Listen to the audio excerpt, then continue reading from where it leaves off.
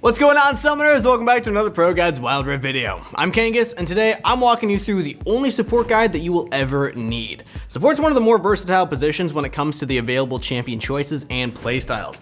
That can get a little confusing. So today we're covering what the support position does for the team, how to play each type of support, and also some advice on how to even carry from the role. So hit that sub button and let's get into it. First up, let's look at all the different kinds of support champions. In Dragon Lane, we usually distinguish between tanky engage supports and enchanter supports. Both of these types have different jobs, so we'll take a look at each. Starting off with the tanky engage heavy supports, champions such as Leona and Alistar are very durable and near unkillable monsters inside of a fight. Their primary job is to go in and find an engage for their team. Once they're on top of the enemy champions, it's simply over for the enemy. Like, have you ever seen an AD carry survive a late game teamfight when an Alistar was allowed to use their combo on them? It just doesn't really happen. As a rule of thumb, you're looking for the most vital target to find an engage on while allowing your carries to deal damage to that target. Don't be the guy that jumps into the enemy team when none of your teammates are nearby. And the next class of supports are the so-called enchanters. We're talking about champions like Lulu and Janna. Their goal in the game is to protect their most valuable teammate and enhance their damage. Compared to the tanky supports, you'll not see them frontlining, because what for? Most of the time, the best place for the enchanter support is either very close to the carries or even literally on top of them. It's not your job to make the fanciest of plays or engages as a support, it's more enabling your teammate to carry the game with the free stats that you're granting them. But regardless of what kind of support you're interested in playing, you can go join the ProGuides Wild Rift community Discord in the description below and find some AD carries to play with. There's always people looking for games, so go check it out. Anyway, similar to their different goals in game, these two types of supports also have different interests in lane. Most tanky melee supports have to stay back level 1 because they're not going to be able to do much otherwise. If they walk up too close, they just lose a big bunch of HP without really accomplishing anything. However, once they gain access to all of their basic abilities, their playstyle drastically changes. Now they're able to look for engages onto people in lane that are moving out of position. And yet again, once they're on you, they're probably going to stick to you. In comparison, enchanter supports have other merits. An enchanter support can really take control of the lane at the very earliest stages of the game. Level 1, when melee supports struggle the hardest, the enchanter supports actually shine through. You can think about multiple ways of playing the lane.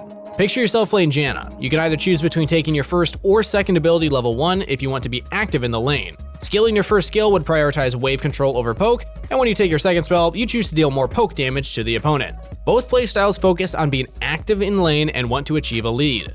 However, if you were to take your third skill though, you generally choose being passive, and being passive for no reason isn't always something you want to do. Alright, now it's time for our question of the day. What champion do you like the most in the support role, especially when they're on your team? For me, I've been loving playing Pantheon support lately. It's not the best, but it's still fun. But if I'm playing top lane or something, I love seeing Alistars or Leonas, because they can engage just like me. Let me know your thoughts though in the comments below. So regardless of which type of support you're playing in the laning phase, there's always one thing that you want to be paying attention to. That being defending your jungle. Spot if the enemy team is making efforts to place deep wards into your jungle or maybe even invade it. Especially if you see the enemy team collectively invade the other side of the map, you as a support should make an effort to deep ward the enemy jungle on your side of the map. Don't give the enemy team anything for free. This information might not only save yourself, but also allows your teammates to make different kinds of plays in their lane simply because they know more about where the enemy jungler is. And in lane, there's more concepts you have to think about than just your overall goals. Every champion has his strengths and weaknesses, and it's up to you to make use of that. A Janna is expected to cancel the third spell of a Leona, leaving the Leona with no gap closer and vulnerable to damage. Consequently, a Leona shouldn't think to randomly use her third ability into a Janna, unless the Janna already wasted that first ability. Make sure you're familiar with the kit of the champion that you're currently playing with and against. Every single advantage you can gain will count. And one more thing for lane. Lots of people completely underrate the value of their positioning in lane. For that reason, I want to introduce a new term, the so-called interaction lines. With the help of these lines, you're thinking of what champion in lane can currently interact with each other. In an ideal world, you don't want to ever give the enemy an opening to catch you in a 2v1 situation, no matter how short, unless you just want to bait them. Consequently, you have to think about ranged advantages or disadvantages of the different champions you're in lane with. It's a laner's job to always position themselves in the best way possible in order to avoid damage. By doing so, you usually put yourself in a prime position to inflict the highest amount of damage possible. As a rule of thumb, if your AD carry steps forward, you want to be at least on the same line as they are. This way, you're guaranteed at least an even situation in terms of numbers. And linked to the prior concept is the concept of space in lane. Think of yourself as an Alistar and the enemy AD carry face checks you in a brush. What do? A lot of people would straight up combo the AD carry without thinking about the summoner spells. Once you've used your combo, how are you supposed to get onto them again? What about instead, use your third ability to apply pressure since you're already on top of him.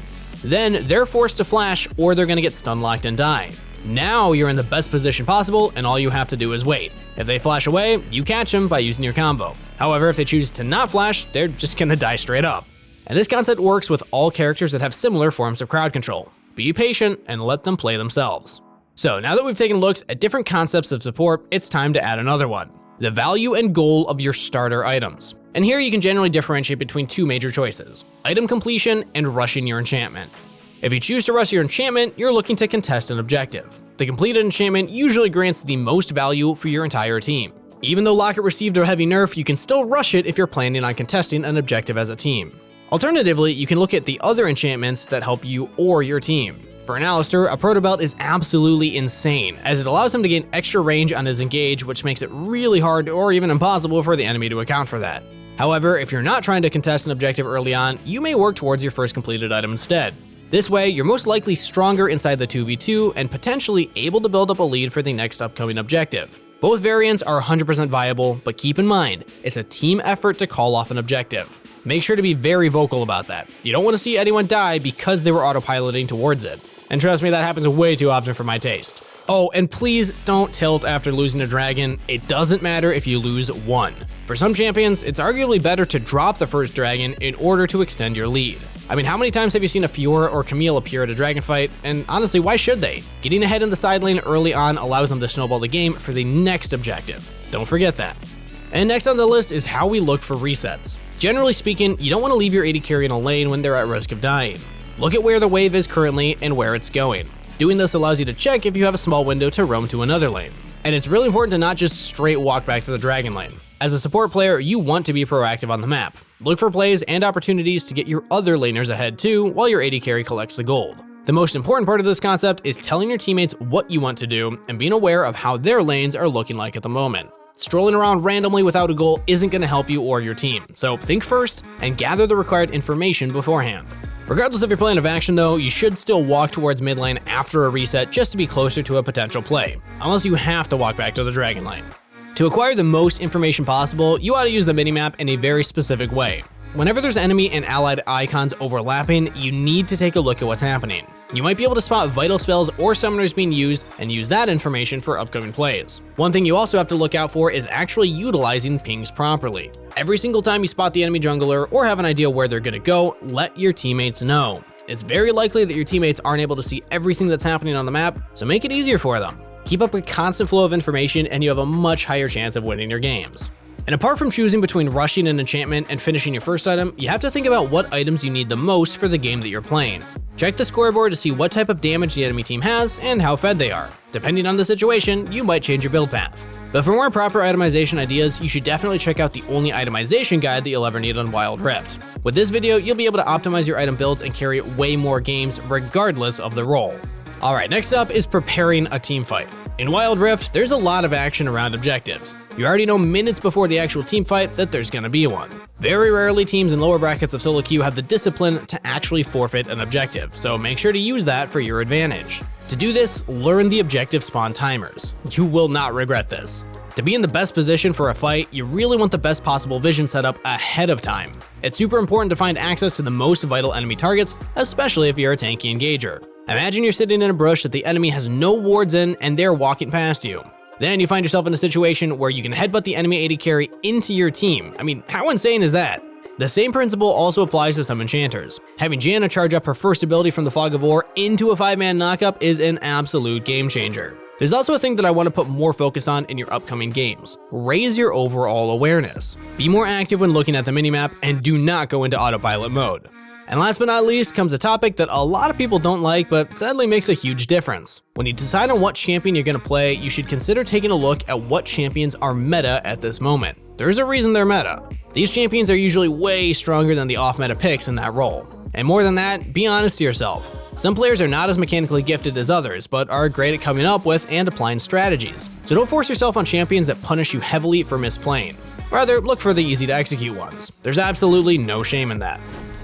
Coming from League PC, I've always been a support main, so I just naturally gravitated towards that in Wild Rift 2. But if you're coming from League PC like me, be prepared for a very different experience. Games are faster, roam timers are smaller, and snowballs are bigger.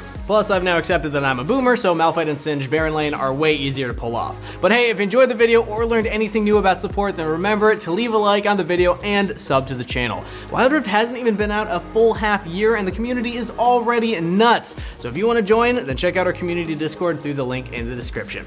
That's it for today, so as always, best of luck on the Rift, stay hydrated, and I'll see you next time.